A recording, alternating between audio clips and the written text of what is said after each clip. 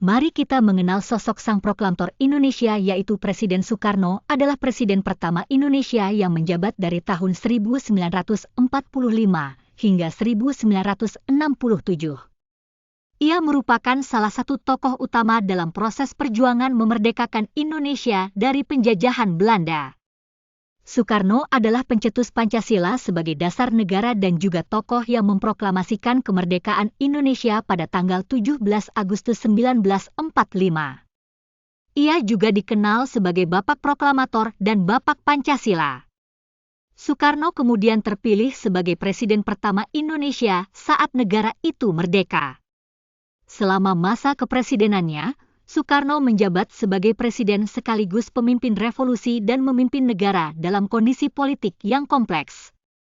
Ia juga menjabat sebagai presiden saat Indonesia mengalami periode Guidet Demokrasi dan Orde Baru. Soekarno diturunkan dari jabatannya melalui puts oleh beberapa tokoh militer pada tahun 1967 dan digantikan oleh Presiden Soeharto.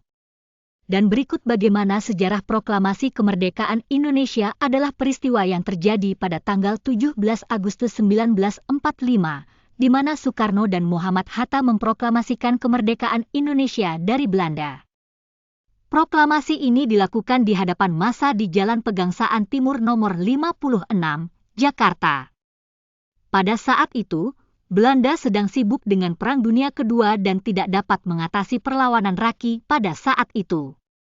Proklamasi kemerdekaan ini didasarkan pada usaha perjuangan Raki yang telah berlangsung selama bertahun-tahun, yang dipimpin oleh Soekarno, Muhammad Hatta, dan tokoh-tokoh perjuangan lainnya. Proklamasi ini menyatakan bahwa Indonesia adalah negara merdeka, dengan semua hak dan kewajiban yang sama dengan negara-negara lain di dunia. Proklamasi ini juga menyatakan bahwa Indonesia adalah negara yang berdasar pada Pancasila sebagai dasar negara. Proklamasi ini diterima dengan gembira oleh rakyat Indonesia dan diakui oleh sebagian besar negara-negara di dunia. Namun, Belanda tidak segera mengakui kemerdekaan Indonesia dan melakukan perlawanan militer untuk menguasai kembali negara ini. Namun setelah berlangsung Perang Dingin dan Perjanjian Den Haag 1949, Belanda akhirnya mengakui kemerdekaan Indonesia. Proklamasi kemerdekaan Indonesia dianggap sebagai titik awal dari sejarah negara Indonesia sebagai negara merdeka dan merupakan hari nasional yang diperingati setiap tahun sebagai Hari Kemerdekaan.